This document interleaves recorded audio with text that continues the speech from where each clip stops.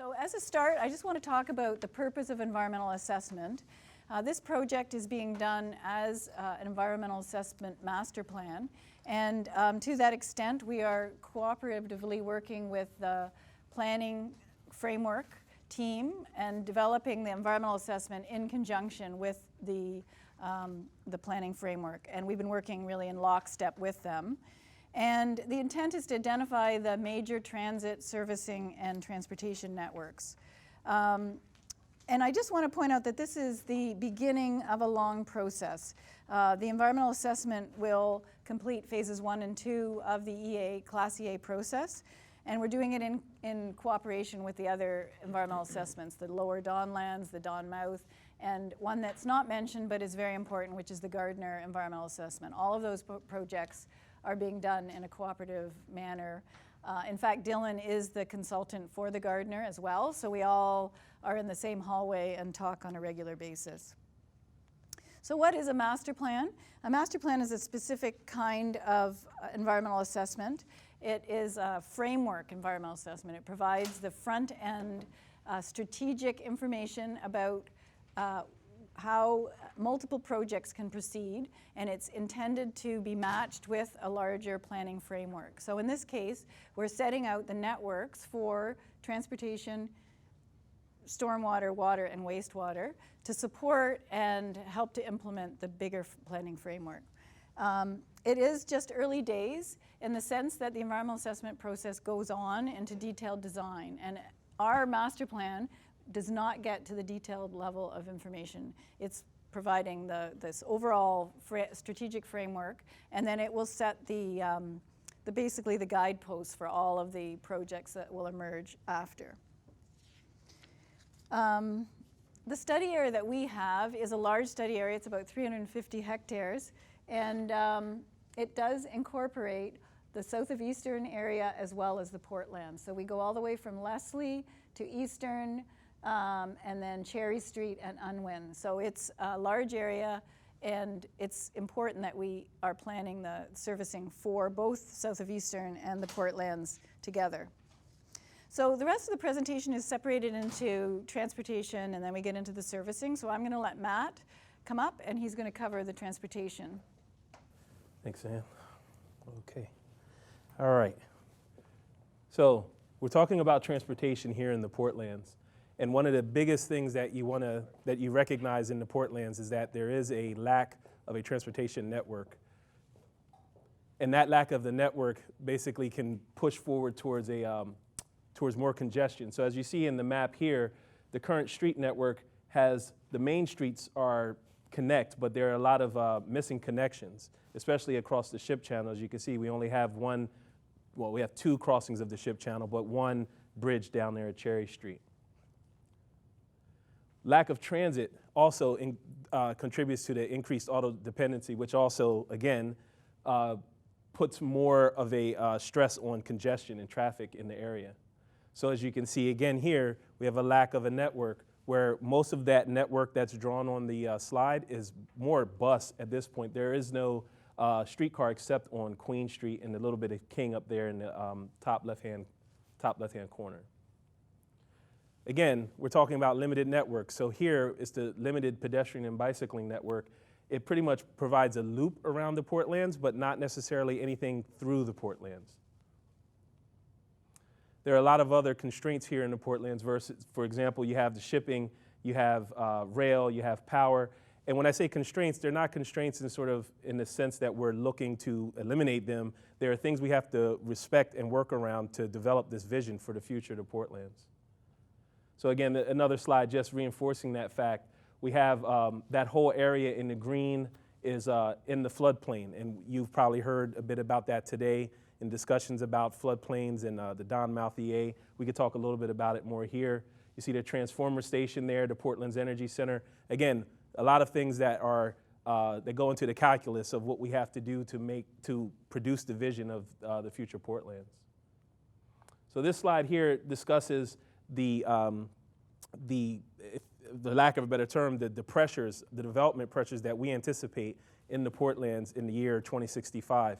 You can see that in the south of Eastern area, up at the top left is the Unilever precinct.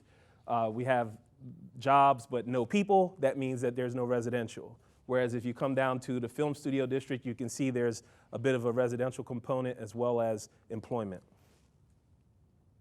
So again, part of this vision of the Portlands is to develop more options for movement. And so this, I know it's a kind of a high level, as you can see, is what the vision will produce for the year 2065 in the Portlands if everything goes correctly. Part of this vision is developed around the development of streets, of a better street network, a better transit network, and we'll talk about that in the next few slides. So in the future, in the transportation in Portlands, we try to basically increase the role and the importance of transit. We talked about bumping up the pedestrian and bicycling opportunities, a more finer grained street network. We're trying to accommodate all users in the Portlands on all streets and all parts of the network, if at all possible. And that goes to complete streets, which is, if anyone's heard of complete streets, it's a buzzword these days in the transportation field, but in this particular case, we're using the complete streets ideology to develop the street network as well as the cross sections that you'll see in the sections of roadway that we're going to talk about today. So again, some of these things, if you can, I know there are small pictures, but what you can see is we try to develop a character for each sections, for all the sections of streets, depending on where they're located. So you can see Broadview Extension has a different purpose, for example, than Carlaw, than Eastern, and as such, the vision for those streets are different. And again, this is some more near the Ship Channel and Cherry Street and Commissioners. Again, all different types of uses. So these diagrams are actually part of cross sections, which I don't know if we show later in the presentation, but the character is pushing the cross section. It's not the other way around. So right now in this process, we are down at the highlighted part, step 3C, which is consultation and refinement of the preferred solution. Over the last year and a half, two, we've gone through all of these steps, and this presentation will discuss a bit of the last step 3 and what we've had to do to get to this point. So one thing about the Portlands, as you could see, it was a wide area. I think it was 350 hectares. And so as a result, you can't just plot everything down on the map and say, here we go. You have to separate it into a lot of different sub-areas, and that's what we did. So there are 6 sub-areas. There's actually a 7th, because sub-area 4 has 2 parts, is Unwin as well as the mid-block east-west crossings between Eastern and Lakeshore.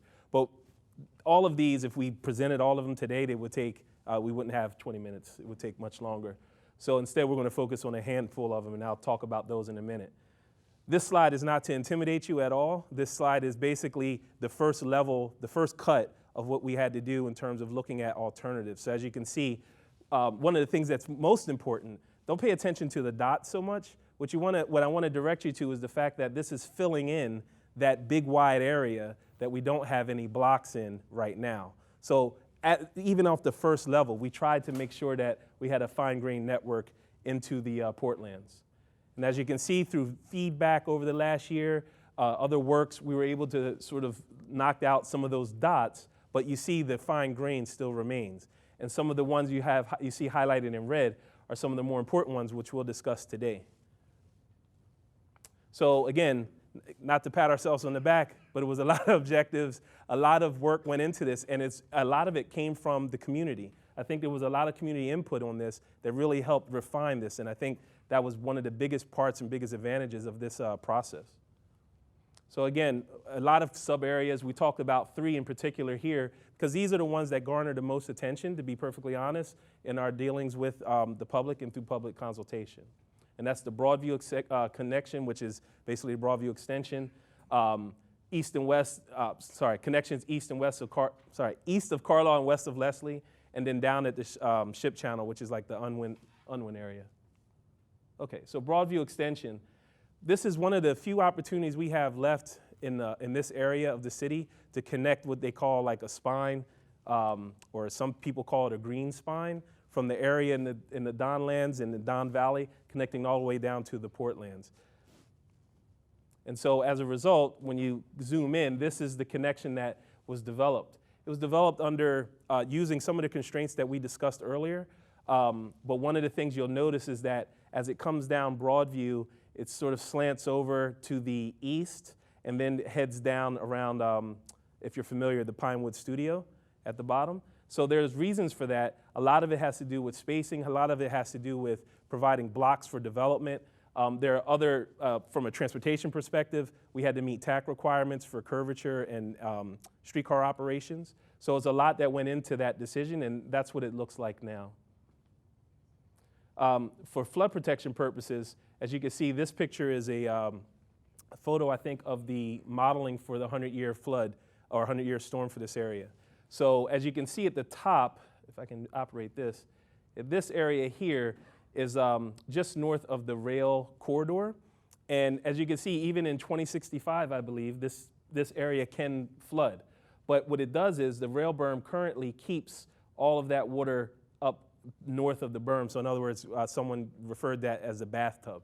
So it keeps all that water there. As part of the Broadview extension, and I'll talk about it a little bit here, the part of the Broadview extension actually proposes that Broadview is extended under the rail berm, which requires that these flood protection landforms are constructed to keep that bathtub exactly where I showed you in the diagram. So Caroline Extension. This is another important connection east of Carlaw, west of Leslie, goes in the north-south direction. So most of you may or may not be familiar with it, but in that area, we have no other connections that break up the Portlands to the point where you can connect north and south anywhere east. I think you have to go to Leslie or Carlaw, so there's nowhere in between. So Caroline Extension sort of provides that linkage.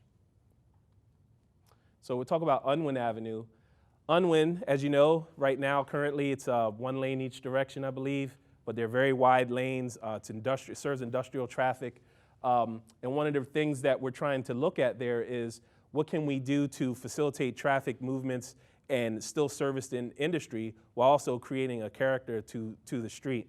So to that end, there's been talk and I guess evaluations of the various alignments. So you can see here we have Unwin doing various alignments, and this hasn't been worked out yet. I think we're still under next phase for this. But part of the reason, we're not just realigning it just to realign it. There's a Bailey Bridge there that's one lane. I think actually one car can only go at one time. So part of it is looking at infrastructure improvements to that end, trying to facilitate traffic movements, as well as just regular pedestrian and cycling movements in that area.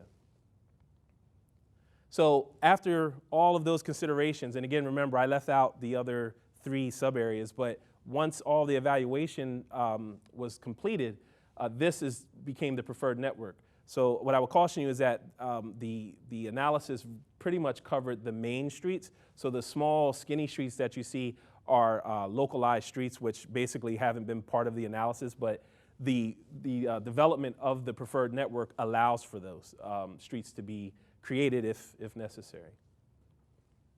So once that preferred network was developed, we had to test it for its performance value, figure out if traffic really does flow, how does it connect with pedestrians, how does it connect uses. And so this evaluation, what you'll see there in the green, I know it's small, but what you see there are screen lines that were set up to sort of say, well, in between screen line 1 and screen line 2, what is the volume there? What kind of lanes do we need to handle that kind of traffic?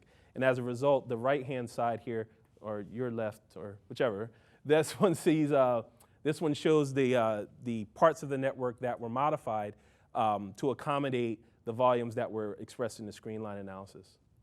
And again, we could bore you with a lot of slides about the transportation analysis performance, but in short, we saw that the preferred network performed better than the base condition, which is basically a sanity check for anyone that's checking. We don't want to make it worse than what it is. Also, we provided sensitivity tests, which in this area is extremely important because we have the Gardner, we have the Don Mouth, we have a whole bunch of smaller, larger EAs in the area. So one of the things we had to make sure of was that we sort of worked in concert with those other assessments. So for transit, again, remember, we talked about transit having a limited network here. And when we first started out, one of the biggest things we wanted to look at was, as I said earlier, increasing the role of transit. So we started out with a higher transit mode split of 70%. For anyone that doesn't know transit mode split, that's just basically the number of folks that will choose transit over car or over any other use. So, and initially we had it 70%. One thing that's not in this graphic that we should pay attention to is that we also assumed a 10% mode share for pedestrians and bicyclists. So we're left with about 20% auto. What we found when we started going through the process, there are a lot of reasons, but I'll try to simplify it with this main one. When we're looking in the future, there are limitations to how much transit you can put into a network. For example, if you're looking at streetcar, you can only run them a certain headway. They can only be so long. They can only catch so many people in a car or in a streetcar. So when we looked at those limits, in addition to the fact that we have really no control over the more provincial initiatives like RER or Regional Express Rail or electrification or the Smart Track initiative you guys have been hearing about or Relief Line, we had to sort of get a little bit more realistic in terms of our transit mode share. So now it's about 62%, which is still consistent with a lot of the EAs in the area, I think Lower Donlands as well. So again, I think I just explained this slide, so we won't have to go through that. But again, there was a lot of work done to develop that mode share, and as it stands now, I think it's the best estimation that we have.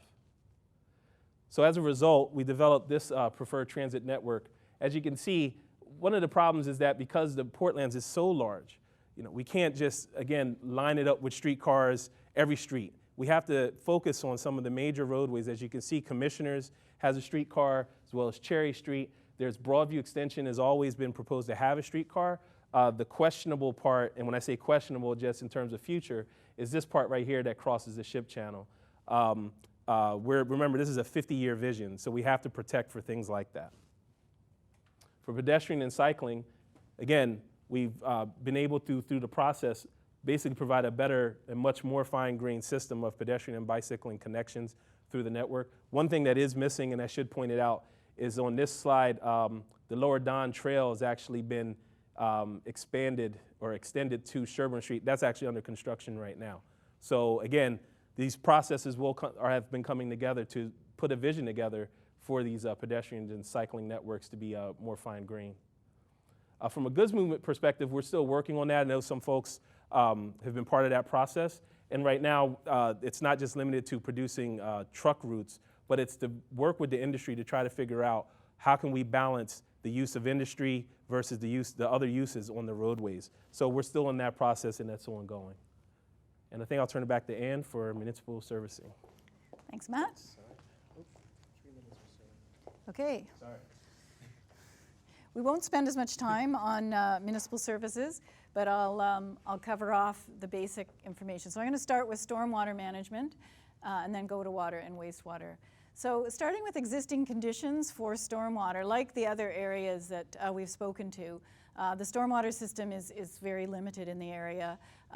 It's very flat, and the water that is going overland is actually going untreated into the ship channel and into the lake. So there is lots of opportunities for improvement on the stormwater side.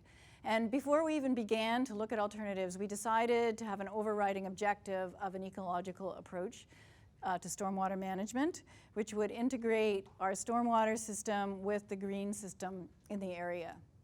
So we looked at 3 alternatives. We looked at a do-nothing alternative. We looked at an alternative that is related to typical conventional piping underground. And we looked at something that we're calling water as a resource.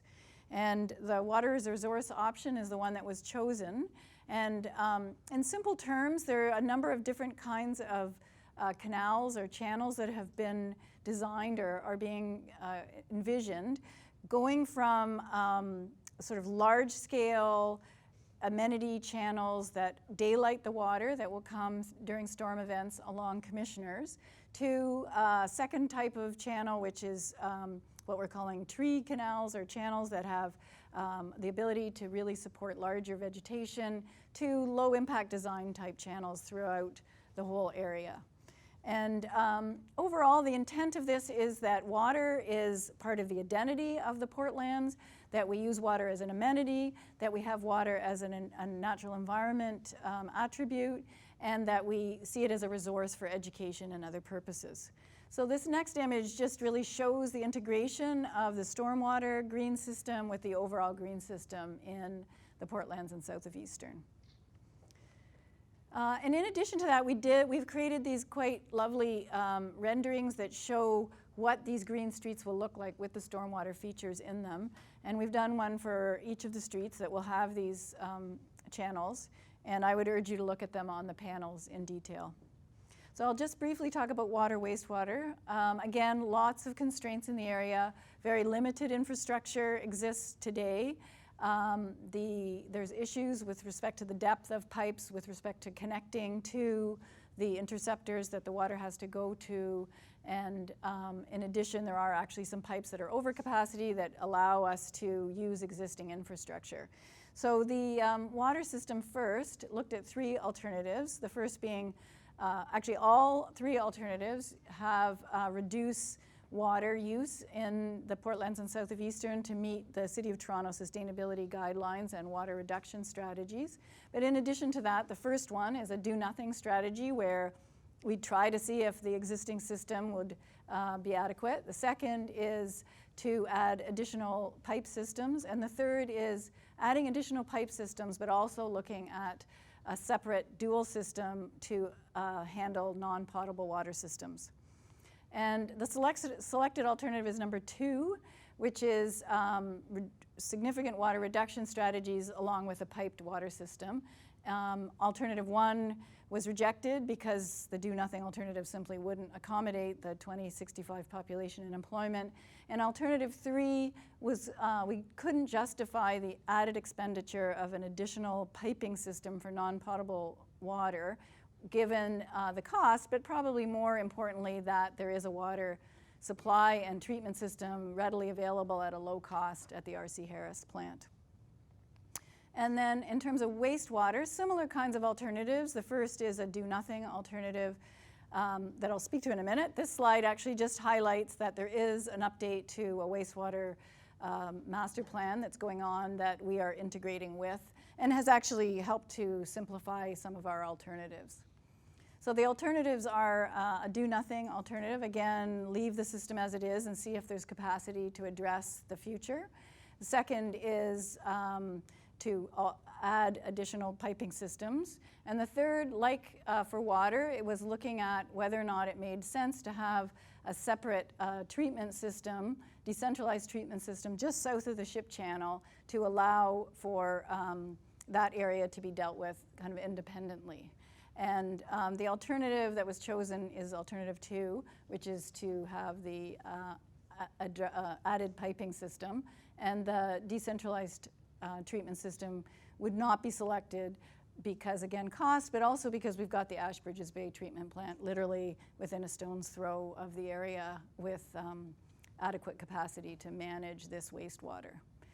So overall, those are the wastewater systems, and we're done, except to tell you that the next steps are we've finished, at this point, presenting to you our preferred alternatives. But there's lots and lots of work to do. As you can see here, the last phases of the environmental assessment are still needed to do detailed design for each of the projects. And there will be lots of opportunity for additional input and consultation through those processes as we determine the final alignments, the final designs, the final solutions here for each of these projects that we've identified. So thank you very much.